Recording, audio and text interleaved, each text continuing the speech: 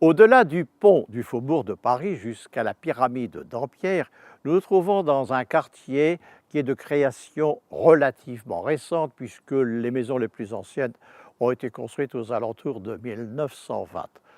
Il y a là tout un ensemble de rues portant des noms divers d'artistes valenciennois ou de personnalités françaises qui s'étalonnent un peu le long du chemin, de vieux chemin dit de Prouvy, qui conduit, comme son nom l'indique, à l'une des communes voisines.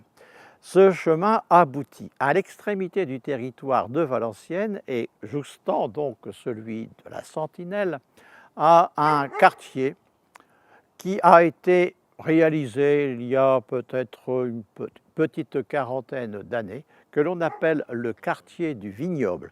L'originalité, c'est que c'est un ensemble de maisons individuelles avec petits jardins qui sont regroupés autour d'un nom d'un des grands crus vinicoles français.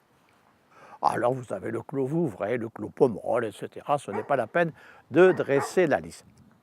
Pour bien situer la présence de ce quartier et ce qui a pu se dérouler il y a depuis 200 ans à peu près, il faut partir d'une estampe qui a été réalisée en 1854 et qui nous représente le site d'une manière particulièrement originale et significative. L'artiste s'est placé au pied de la colonne d'Ampierre et on voit tout un panorama qui représente en fait en gros la vallée de l'Escaut, donc le terrain descend, et on aperçoit à l'horizon un certain nombre d'éléments facilement identifiables, des moulins à vent. Ensuite, un village dominé par un clocher pointu, c'est le village d'Aulnois, l'ensemble étant dominé par un monticule, le mont Houy. Au pied du mont Houy, une rangée de peupliers rappelle la présence de la vieille route de Cambrai qui conduisait à Main.